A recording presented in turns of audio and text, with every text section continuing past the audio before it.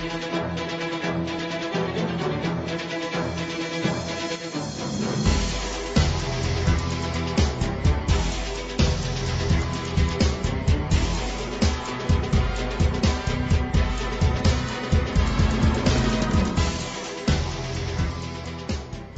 everybody, to the NFL show on the Grueling Truth Sports Network.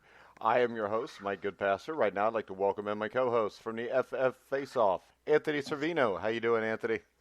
I'm doing great, Mike. What about you? We had a very interesting Sunday, to say the least, in the NFL. And the Chiefs win without Pat Mahomes. The Patriots get dominated by the Ravens. A lot of interesting things to talk about today. And, of course, the Dallas Cowboys, the second-best team in the NFC East, will play tonight against the New York Giants. We can't wait for that one. There you go. And you didn't, obviously, dispute me when I said the second-best team in the NFC East. Well, we'll get there. We'll get there. All right, let's start off with the Houston Texans in London. Beat the Jacksonville Jaguars 26-3. Carlos Hyde, 19 carries for 160 yards. Deshaun Watson, 22 for 28, 201 yards, 2 touchdowns. And what happened to your Jaguars, Anthony?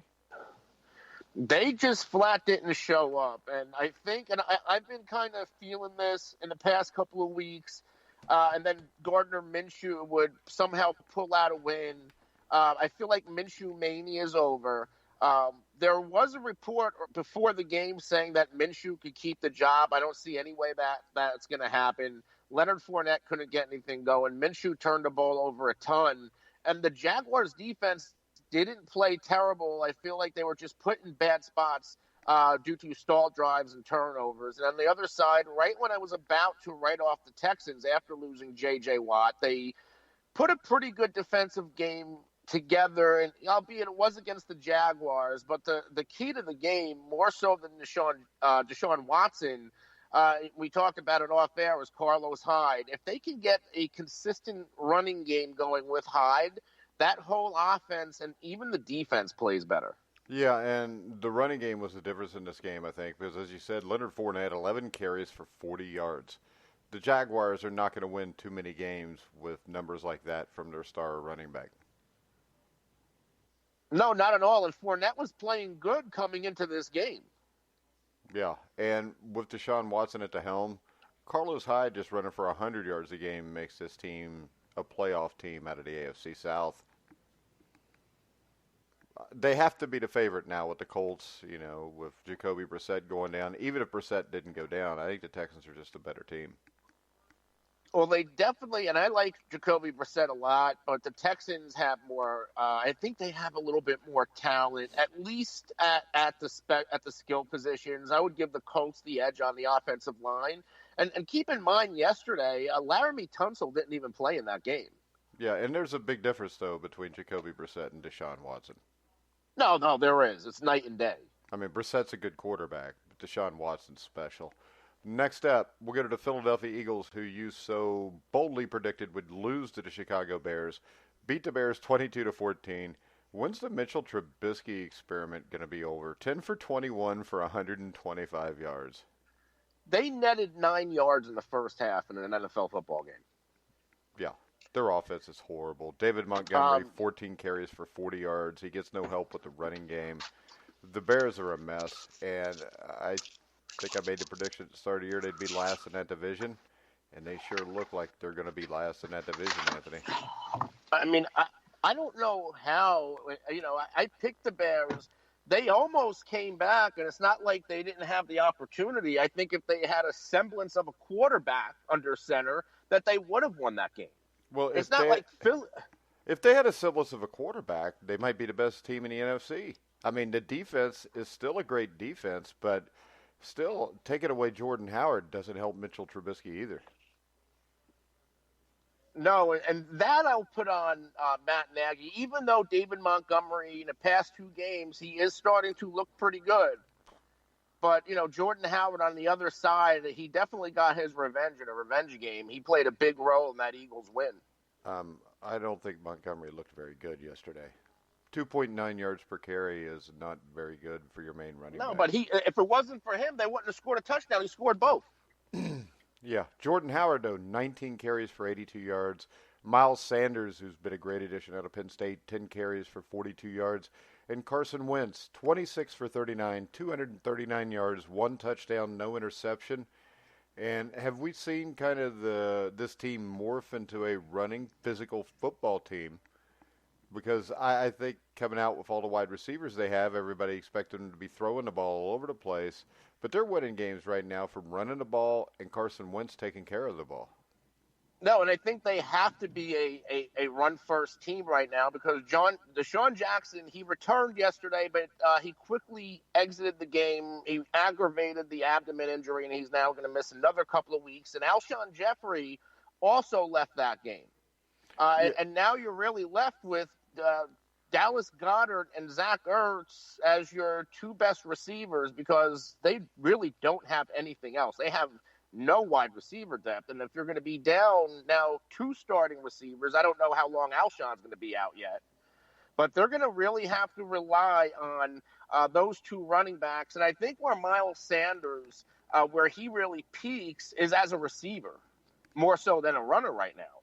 Yeah, but that's what makes it dangerous because him and Howard kind of complement each other with what they can do. No, it's exactly how they had it in Chicago with Tarek Cohen and Jordan Howard. All right, let's move on to the Kansas City Chiefs, who beat the Minnesota Vikings without their quarterback Patrick Mahomes, 26-23.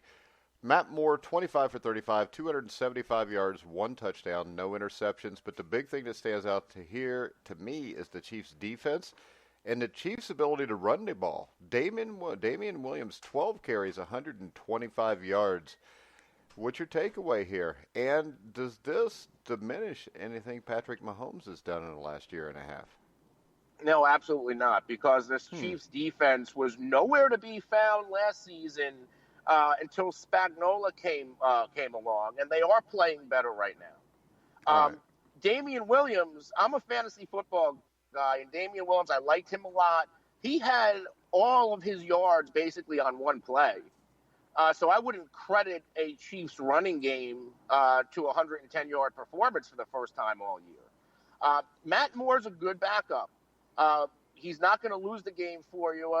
The fact that Tyreek Hill, he's quarterback-proof because of his elite speed, and they have a guy like Travis Kelce, you can just take a quarterback like Matt Moore, insert him in, and they'll keep you in the game. But I'll credit the defense more than anything else has improved, not a running game. So you don't take anything away for this with Patrick Mahomes, that Matt Moore could come in and do virtually the same thing? Pat Mahomes throws 4 touchdowns at will of hanging 35 points on good defense. Because he hadn't Matt Moore doesn't do that. Wait a second. Matt Moore had a running game, which Patrick Mahomes has not had. Tyreek Hill, Sammy Watkins, Travis Kelce, you just said would make anybody look good. Matt Moore's a guy who hasn't played in 2 years. So what, you want to discount what Pat Mahomes did last season with no I'll defense discount at it all day long because he is one of the most overhyped quarterbacks I have ever seen.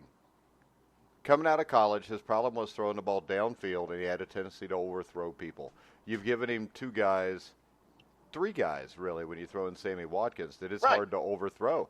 So, yeah, I mean, I'm going to. When Matt Moore, who was a high school coach last year, who hadn't played anywhere on a roster in 2 years, isn't that a sign of good coaching that you take?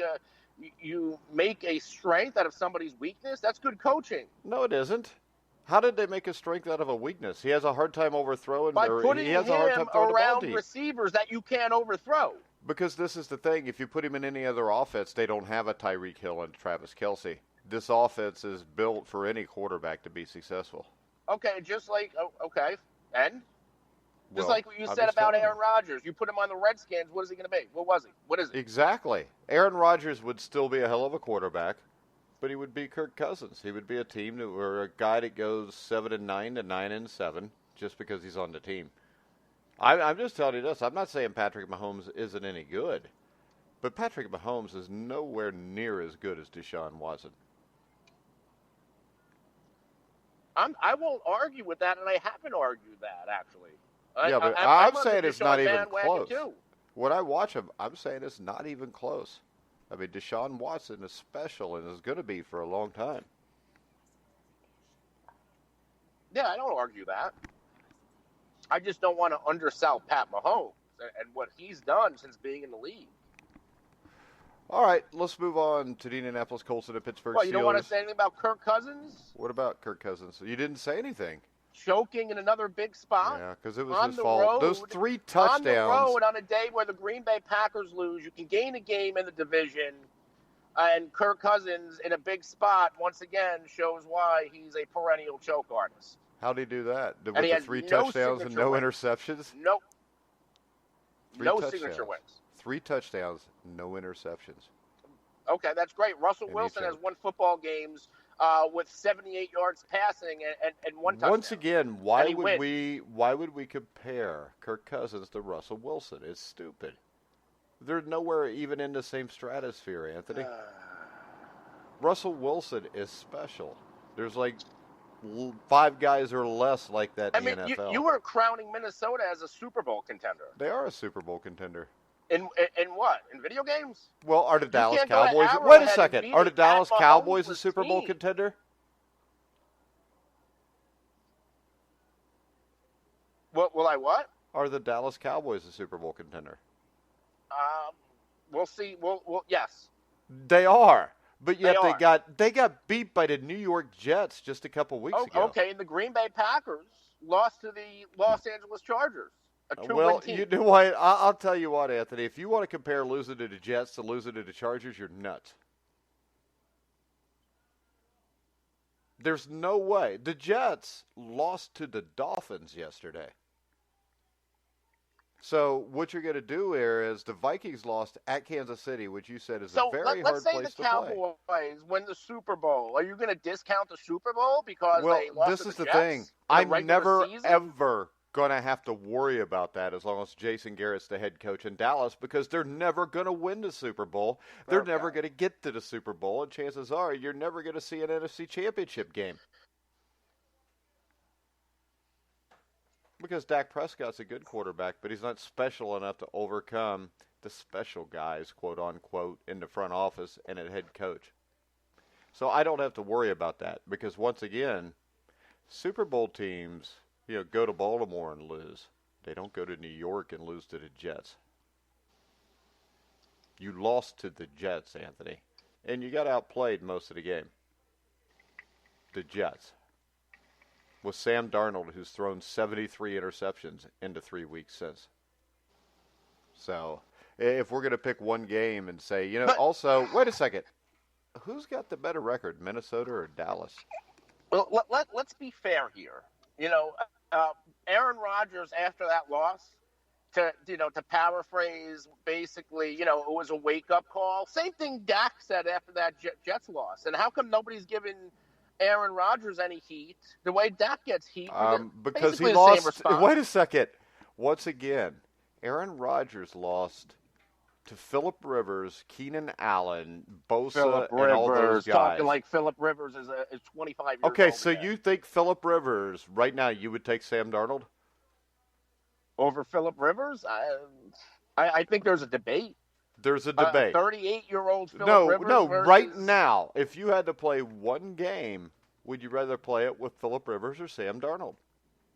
Rivers only because I don't know what Sam Darnold truly is. Yes, we do. We know what Sam Darnold truly is. We don't know what Sam Darnold is. Yes, we do. He's a turnover machine. He was in college. You stuck him in New York. He's a bust. He's going to be a bust, and it may not even be his fault. If you'd have stuck him in a better situation, maybe he wouldn't.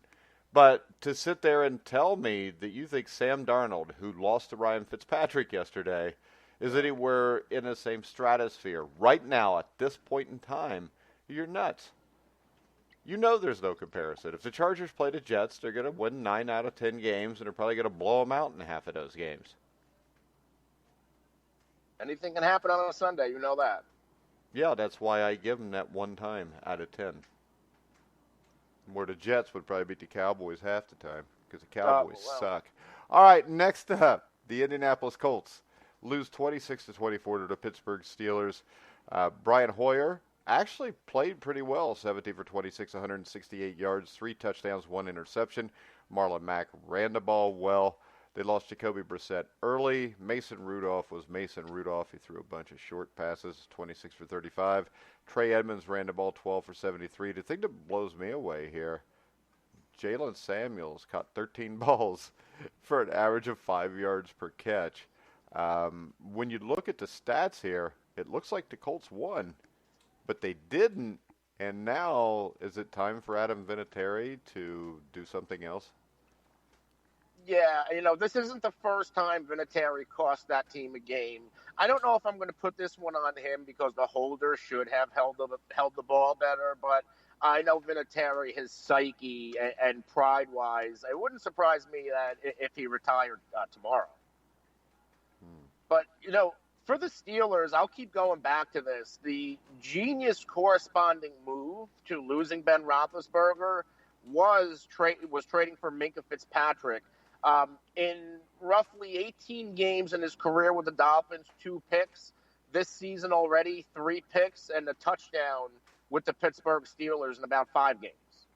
He drastically changed that defense, and he is the reason why that Minkah Fitzpatrick move is the reason why the Pittsburgh Steelers are sitting at 4-4 right now, because you have a game manager who's still learning to play quarterback in Mason Rudolph on one end, and that defense is going to carry the team. And it doesn't matter who the hell's at running back. Trey Edmonds, a converted tight end. Jalen Samuels, a converted tight end. Both doing pretty good back there. When you had James Conner, who's an upgrade, he was going for over 100. And when you had a Le'Veon Bell, he was going for 150 total yards. That system favors the running back. That's an elite offensive line that can run block. Just a matter of the talent of the running back you put back there. Yeah, but in the end, they're still not making the playoffs. I mean, 4-4. You don't think they have a shot? No, not with Mason Rudolph. You got to be able to throw the ball down the field at some point. So you're giving it and you're giving it to the Ravens by default. The Ravens, who you don't believe has a quarterback. Actually, and Lamar Jackson. I have been giving it to the Ravens by default for a long time now. If you remember, even though you don't believe in Lamar Jackson, best athlete on the field in any football field he steps on. He's a lot better than Mason Rudolph. I mean, that's not even a comparison. I mean, if you look 100%. At the Steelers, they're going to host the Rams next. If they beat the Rams, I will take them seriously. They didn't go to Cleveland, Cincinnati, Cleveland again. So the schedule's there at the Cardinals where they could do something. I think whether we take them serious or not depends on this Rams-Steelers game next Sunday at 4:25. If they win that game, I'll be on board with you that they can make the playoffs. I just don't see Mason Rudolph being good enough to get this done because at 4-4, you're going to have to go 5-2 probably to make the playoffs. And I don't see him doing that because I think that's a huge stretch. If they come out of this with a 9-7 record, is there a conversation to move on from Big Ben? To what? Because I don't think Mason Rudolph is a long-term answer. Because we've seen his physical limitations when it comes to throwing the football. And I don't think that he's like Big Ben, who they limited like this his first couple of years. But Big Ben was a special talent. Mason Rudolph, I don't think is a special talent. I think he's a guy that's going to be a career backup. Even if Mason Rudolph isn't the guy, if Cam Newton's available, if Jameis Winston, and he will be available, do you make a pivot away from Big Ben? Jameis Winston's not going to be available. No way. Go to the XFL? No. Jameis Winston will be the starting quarterback in Tampa. They're going to re-up him. I guarantee it. He's played well. I don't think Bruce Arians wants him. I think he does. I don't think you could not want Jameis Winston after the year he's had. He's had 2 really bad games. For the most part this season, he's played well.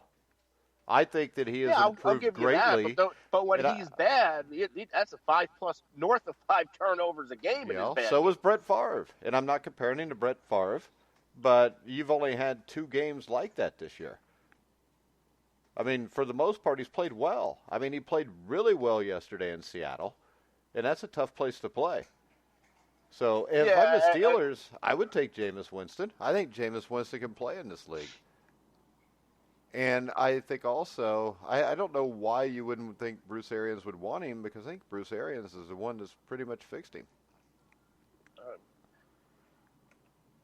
maybe I'm being unfair because Jameis never really had a running game or a defense. Well, I think you're not being fair because I think you're reading too much into what he was doing with poor coaching. And I think we've seen the difference with Bruce Arians this year as opposed to the Dirk Cutter teams. And it's really hard to take a young quarterback and put him on a team that is run by a defensive coach. Because usually that defensive coach is so concentrated on the defense, the offense will lag behind.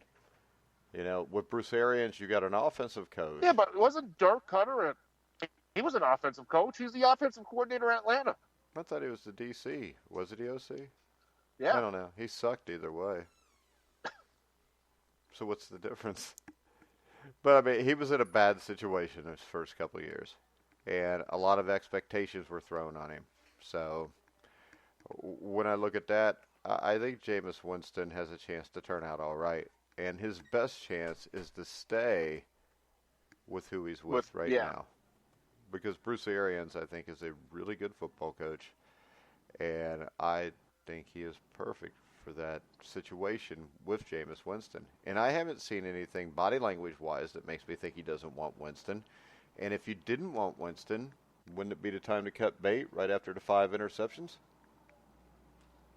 I mean, and go to what? Ryan Griffin?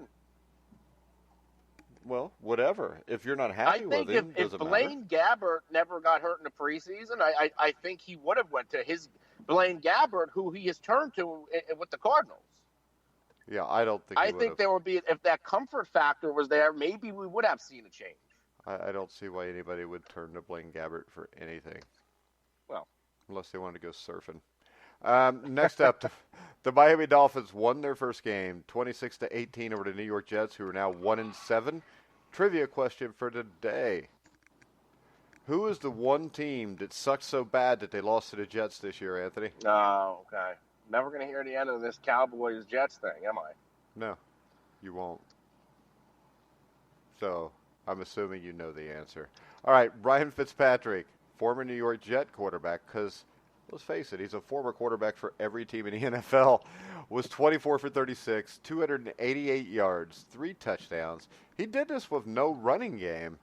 So you got a little Fitzmagic going on in Miami, Anthony. Yeah, Fitzpatrick, he's playing pretty good for the Dolphins, which is, I guess, expected because that's what Ryan Fitzpatrick does. He has his spurts of good games. Yeah, he's a pretty good quarterback. He's streaky. And if he gets on a good streak, he could probably beat the Dallas Cowboys too. Go ahead, Anthony. Oh, yeah. Good thing he didn't play earlier in the week. Do we really want to talk more about this Jets and Dolphins game, or can we just move on? I mean, what are we going to say about it? There's nothing to say. Everybody sucks. How does Adam Gase still have a job? That's a good one. How did he get a job is probably even a better question. All right, Buffalo runs their record to 6-2, and now only a game behind the Patriots with a 24-9 win over the Washington Redskins. Adrian Peterson, 18 carries, 108 yards, 6 yards per carry. I guess the Bills' defense that is really good, Anthony. That's impressive.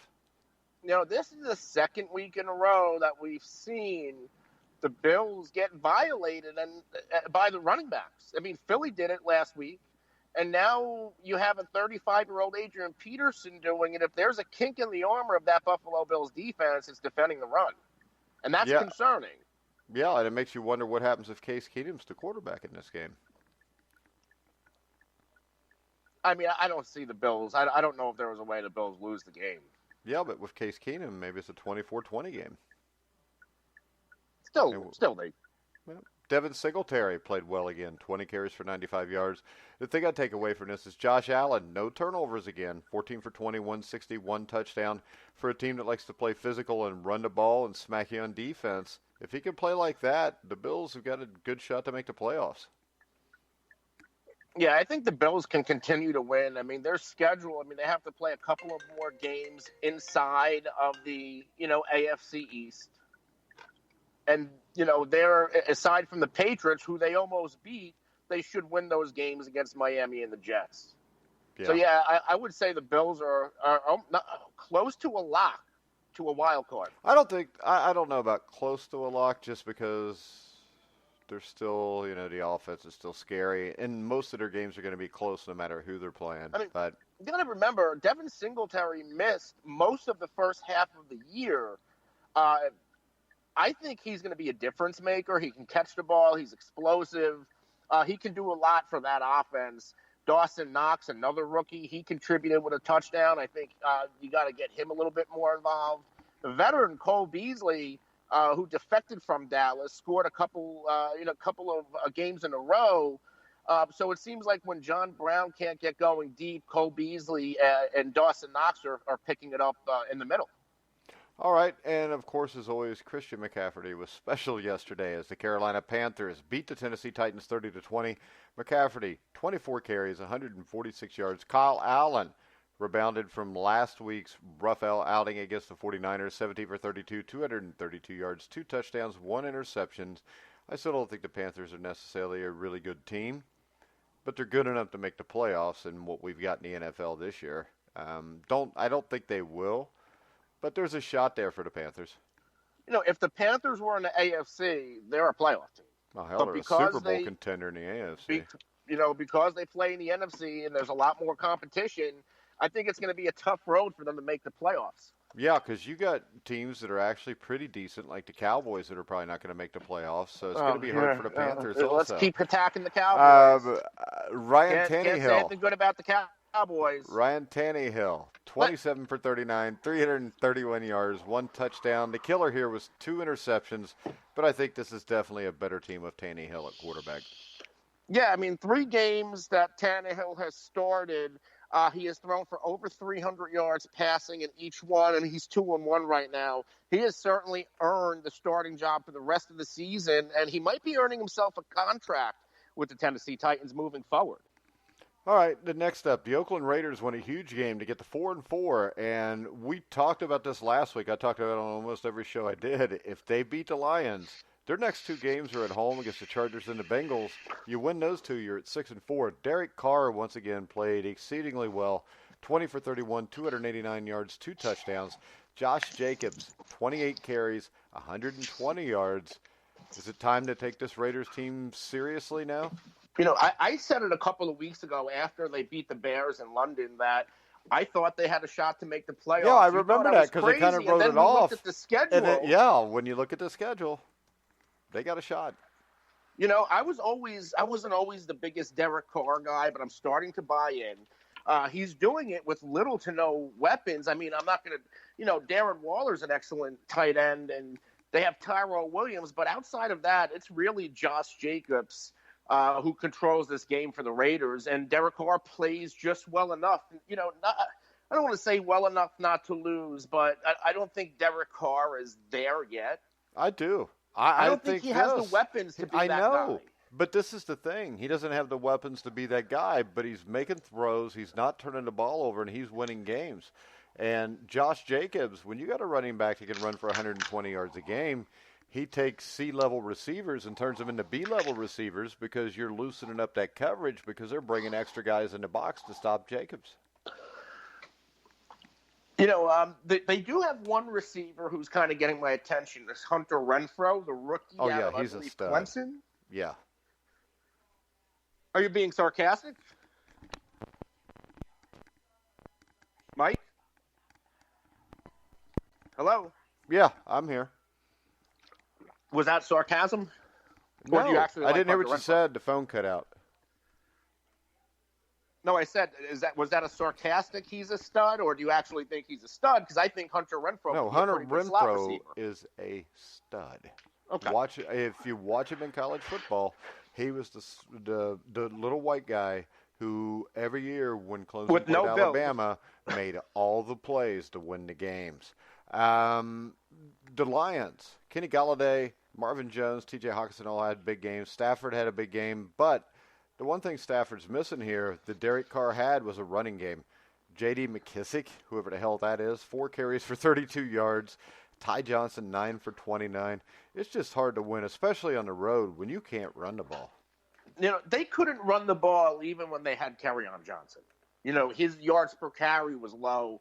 I think it's more of an offensive line issue and play calling issue than anything else. But after you lose Kerryon Johnson and you're left with Ty Johnson and J.D. McKissick, it's gonna be on Matthew Stafford. And I think it's always been on Matthew Stafford. I can't remember the last time they had a legitimate running back. Barry Sanders. All right, maybe the Seattle Seahawks behind Russell Wilson, 29 for 43, 378, 5 touchdowns. Chris Carson, 16 carries, 105 yards. The Seahawks win like they always do, barely. And it's because they have Russell Wilson, who's special, Chris Carson, who's a really good running back. Jameis Winston played well, 29 for 44, 335, and 2 touchdowns. But the Seahawks, if the game is in Russell Wilson's hands in the fourth quarter, more often than not, even if you're a better team, he's going to figure out a way to beat you. Yeah, and that was a shootout, which might have been expected. I can only imagine if the Seahawks team had a defense, which they don't right now. But, whenever you have a Russell Wilson and now, Tyler Lockett was always a pretty good receiver, but DK Metcalf is really starting to break out now. It's hard to think that the Seahawks aren't a contender because of Russell Wilson.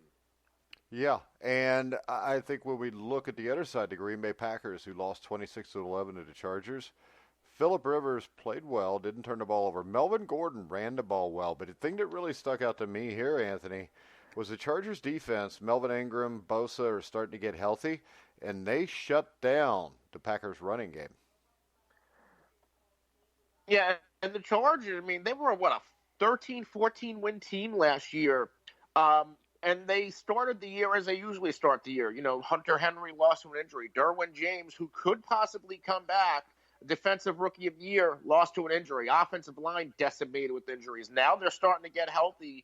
Melvin Gordon is finally getting his football IQ and his football legs back under him after missing all that time with the holdout. Russell Okung is back, and he's getting healthy. Hunter Henry has been an impactful player since he's been back from his injury. I think the Chargers, I don't know if they can afford to lose many games, but if they go on one of their runs, they're going to be a team to watch out for. Yeah, I think it's safe to say the winner of this Chargers-Raiders Thursday night game is definitely in play to make a playoff run. Next up, the Cleveland Browns, who lost to the Denver Broncos 24-19. The Browns, who were ready to celebrate a Super Bowl championship before the season started, are now 2-6. Baker Mayfield is bad. Nick Chubb was shut down. And I think it's safe to say Freddie Kitchens should have never been hired. But I don't think he makes it past the end of this year. I don't know how Freddie Kitchens has made it this far. This was the game on the schedule that the Browns were supposed to dominate. They were supposed to turn their season around and make a run. I don't know if you've seen the picture that's going around Twitter of Baker Mayfield at the press conference. If you compare it to him last year, he actually looks like he's gained weight. He looks like he's drained. He looks older. He just doesn't look like the same player, and I think that's just what happens when you play for the Browns. Brandon Allen on the other side has never thrown an NFL pass. He has now, and he threw him pretty well yesterday. He made a couple huge throws, 12 for 20, 193 yards, 2 touchdowns. I don't know if you saw the Noah Fant touchdown. Yeah. But that Browns defense, it to me signifies the whole team. They quit. They could have tackled him, missed tackles, guys quitting. There is no reason why Noah Fant should have scored a 60-plus yard touchdown. That defense quit on the play. Which is and that's the team. It's a direct reflection of Freddie Kitchens. All right, let's move on to the Ravens and the Patriots. Lamar Jackson, 17 for 23, 163 yards, 1 touchdown. Only ran the ball for 61. This is the thing that sticks out to me here, Anthony. Mark Ingram's the one that did the damage. 15 carries, 115 yards. And we talked about this the last couple games with the Patriots that, Nick Chubb had a big game against them last week.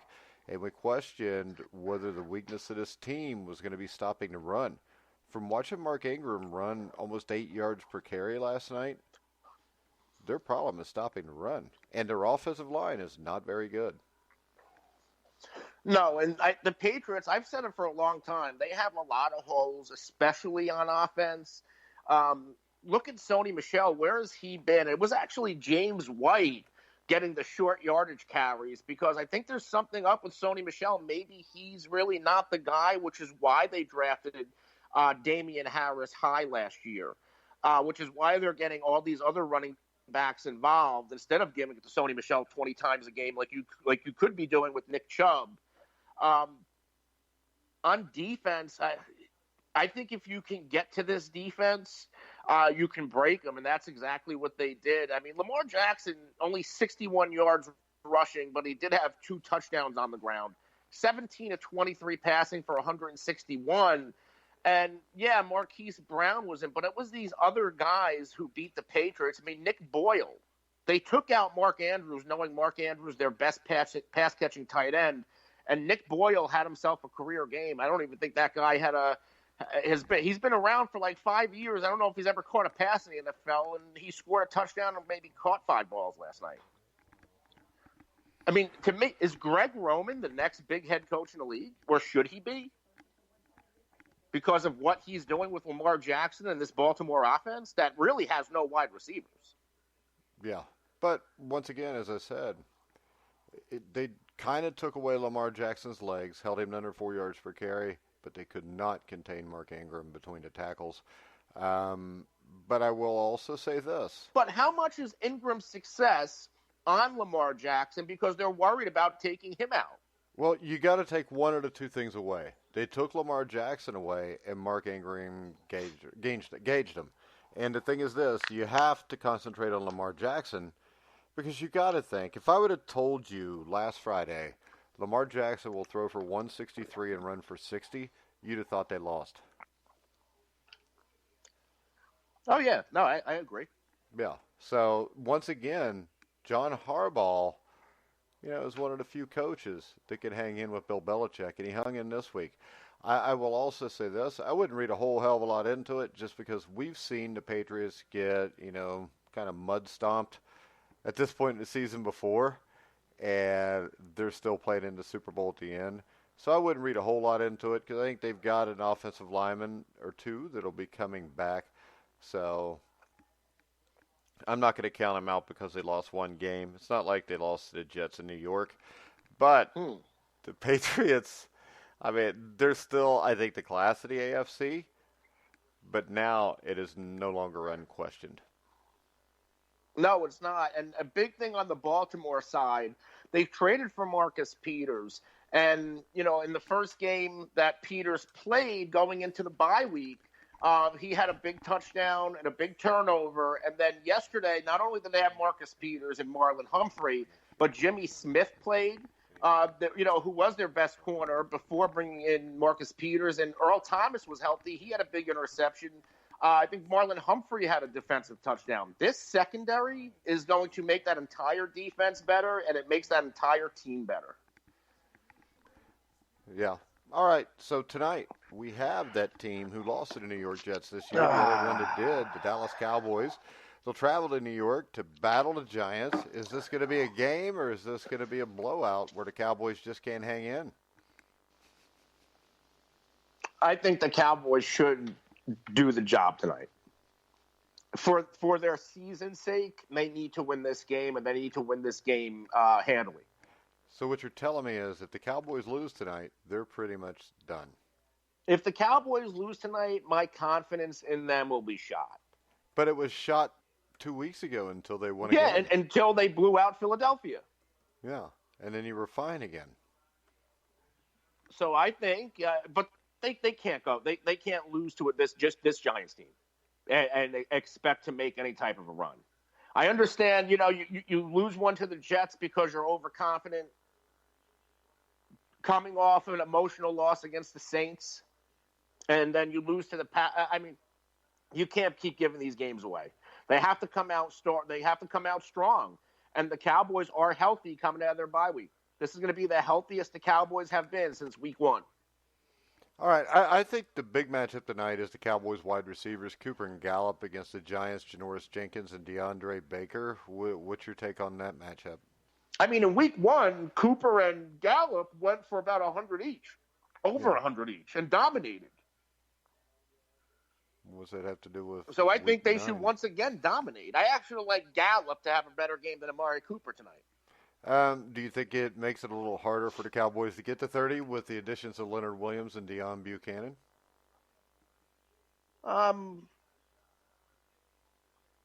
Let's see it.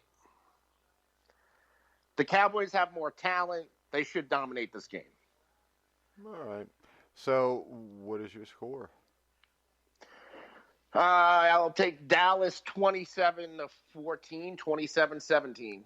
All right, I'm going to take the Giants 27-24. Of course you will. Because sometimes no, it's not like I don't pick against the Cowboys every week.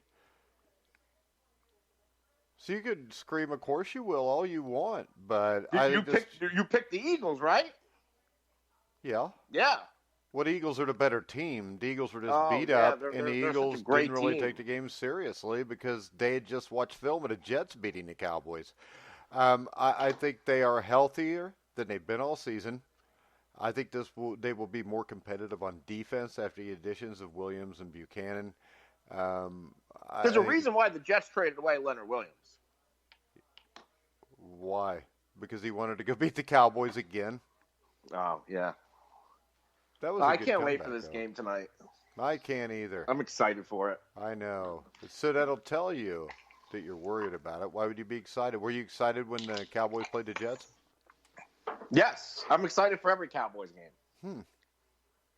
Okay. I think Daniel Jones throws 5 touchdown passes tonight. I think the Giants win 38-27. Okay.